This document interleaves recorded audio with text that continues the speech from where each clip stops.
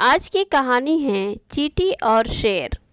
एक जंगल में एक बहुत शक्तिशाली शेर पूरे जंगल पर राज करता था। उसे अपने ऊपर बहुत घमंड था। शेर से जंगल के सभी जानवर बहुत डरते थे। एक दिन शेर जंगल में घूम रहा था, तभी उसे एक चींटियों की लाइन दिखाई दी। शेर ने कहा, अरे तुम सब लाइन में कहाँ जा रही हो? हम सब खाने की तलाश में जा रहे हैं। इतने बड़े जंगल में कहीं खो न जाएं, इसलिए लाइन में जा रहे हैं। शेर ने कहा, ये जंगल मेरा है, मैं यहाँ का राजा हूँ। तुम्हें मुझसे डर नहीं लगता?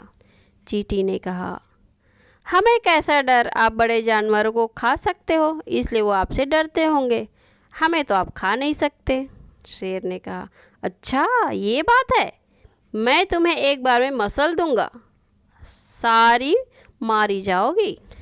चींटी ने कहा, जाओ जाओ, अभी हमारे पास समय नहीं है, फिर कभी मिलना और कोशिश कर लेना।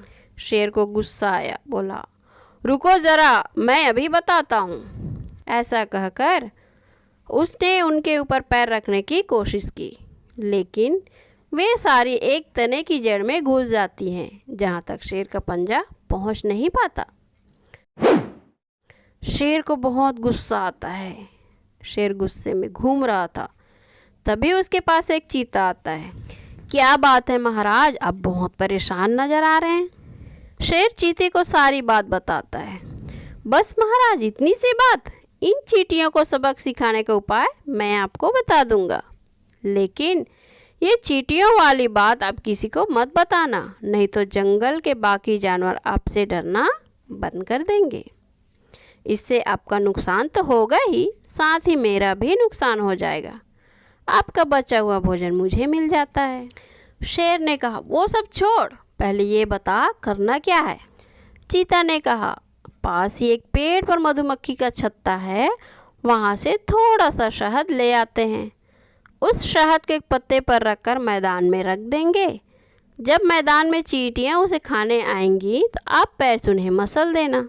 शेर ने कहा, लेकिन इतनी ऊपर से शहद कैसे उतरेगा? चीता ने कहा, महाराज, मैं शहद मधुमक्खी से मांग लूँगा।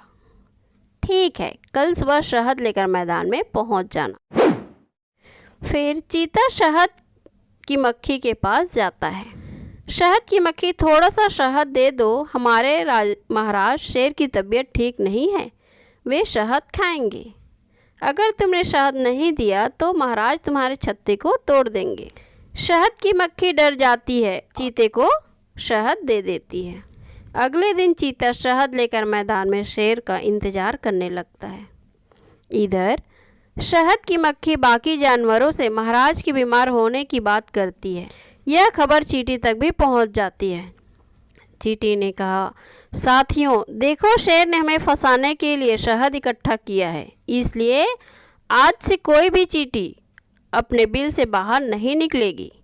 केवल 4 चींटियां जाकर उस शेर से मुकाबला करेंगी। अगले दिन शेर और चीता शहद को एक पत्ते पर रखकर चींटी के आने के इंतजार करने लगते हैं। 4 चींटियां धीरे धीरे शेर और चीते की ओर बढ़ने लगती हैं। शेर और चीता दोनों पत्ते पर नज़र रखते हैं। 2 चींटी चुपचाप शेर और चीते के ऊपर चढ़ जाती हैं और उसके कान के अंदर जाकर काट लेती है। शेर और चीते के कान में खुजली होने लगती है और दोनों कान को खुजाने लगते हैं। इसी बीच उनका ध्यान पत्ते से हट जाता है। उसके बाद चारों चींटियां उस पत्ते को उठाकर मैदान से दूर पेड़ की जड़ में अपने बिल में पहुंच जाती हैं।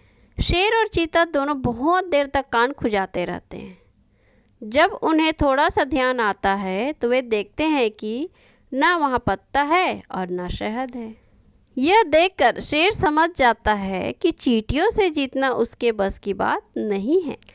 शेर चींटी के बिल के पास पहुँच जाता है और चींटियों से कहता है, बहन, मुझे माफ़ कर दो, तुम छोटी होकर भी मुझसे जीत गई, अब मैं कभी घमंड नहीं करूँगा।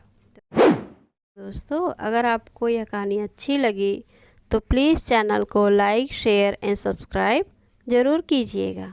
धन्यवाद।